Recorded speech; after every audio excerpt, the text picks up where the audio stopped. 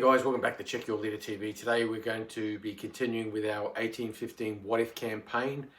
This was initiated by Steve over at Basement 1908. And as you'll know from previous videos, we've already played two battles collaboratively in this alternate history of the 1815 campaign between Napoleon and coalition forces under predominantly under Wellington and Blucher. What we're going to do now is I'm going to take up a look at the operational situation as it pertains after the battles of Nivelle and Hal. So the situation we're going to be discussing now is it's now the conclusion of the 18th of June. The Battle of Nivelle has been fought, the Battle of Hal has been fought, and now we're going to continue with some of the operational maneuvering leading up to the next pair of battles in this campaign. Now, I should add, before we go any further, the choices that were put before Marshal Ney, Marshal Blucher, in regards to what options they should exercise, I put up a couple of polls on Facebook and asked for people to make suggestions in how each of these protagonists, Marshal Blucher and Marshal Davout, how they should react, how they should maneuver after the Battle of Nivelle.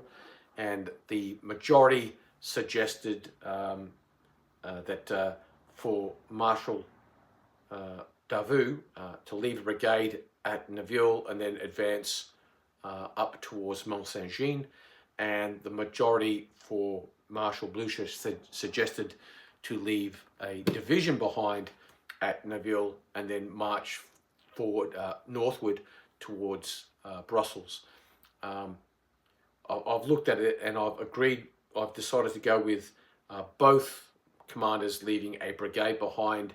For Davout, he will leave a brigade behind at Nivelle, and for Blucher, he will leave a brigade behind at Quatre Bras, and both of those commands are now heading north towards Brussels, and they will meet in the vicinity of Mont Saint-Jean.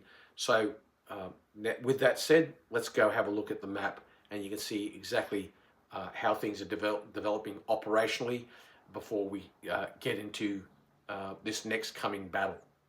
So this is the situation at the conclusion of fighting on the 18th of June, 1815. We've had the twin battles of Nivelle and Hal, and because the French were victorious, the coalition troops will move back one square to represent the initial disengagement during the battle. It's now the 19th of June. Sorry, the French get to move first because they have the initiative. They're the aggressor. So we'll start with Davout. Davout leaves a brigade behind at Nivelle and marches towards Mont Saint-Jean. Now, each of these icons that represent the troops can move a maximum of 6 squares per day, and they must move via a road. There's no armies moving cross-country, so roads are essential. So 1, 2, 3, 4, and that's where Davout gets to. Now, he's not, as you'll see here, he's not sitting right astride this road that goes north-south from Quatre Bras to Brussels. He's slightly off to the one side, but he's in a situation where he can certainly interdict any troops moving along that road. So essentially, he's severed it. Now, why hasn't he moved directly onto the Mont Saint-Jean or Waterloo? Well, quite simply, he needs roads to retreat down if things go badly, because Davout's no fool. He understands that British troops could, or Allied troops could be coming down from the south, and the last thing he wants to do is get sandwiched between troops coming from the north while Prussians are coming from the south. So he'll sit there. Sensible thing for Davout to do. Napoleon, for his part, he disengages with his guard and marches towards Davout. 1, 2, 3, 4, 5, 6. This counter here represents the troops that Napoleon has left under command of one of his corps commanders. I don't know if it's Ney, Grouchy, or Soult, Steve will make that decision. These troops move 1, 2 and engage the Brits, again, just outside Hull. Now the Allies move, because quite obviously, if they don't want to be engaged, they can move away. So with that, Wellington decides he refuses battle there and moves back towards Brussels. 1, 2, drops off a division to defend the crossing of this canal here. 3, 4, and gets to there.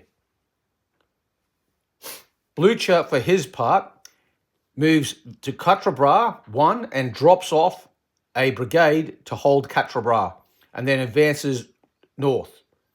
2, 3, 4, and decides to fight Davout.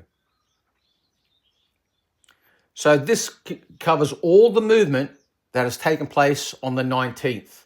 There's not enough time in the day now for the ongoing battles, because they would have started a bit late in the day, given all the fighting that took place on the 18th. It's now the 20th, and battles are declared. Blucher declares a battle against Davout, and that's pretty much all that's happening at this stage.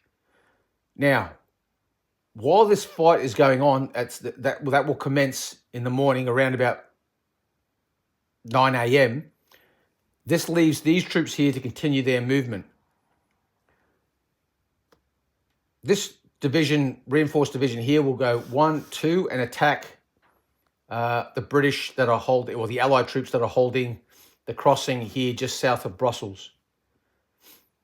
That leaves Napoleon to move to support Davout.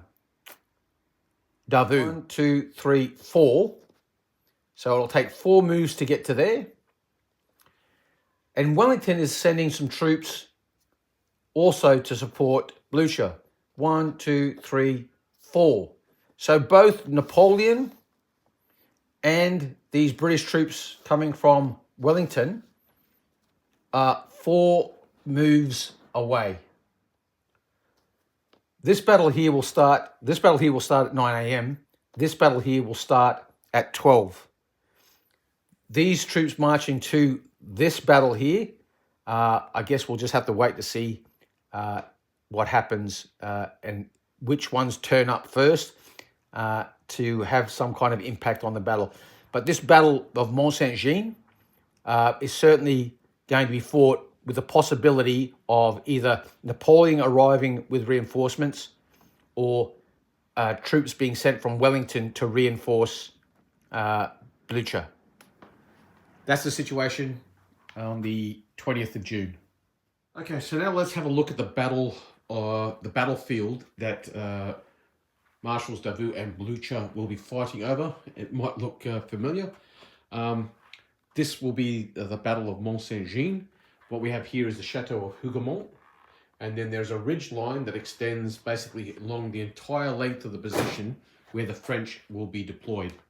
It's defined by that hedge, even though the hedge will have no effect on the actual battle itself. It's not going to be classed as a terrain feature at all, except for this brownie coloured hedge-lined area here. That's a sand pit. Doesn't look like it yet, but it will be before the battle.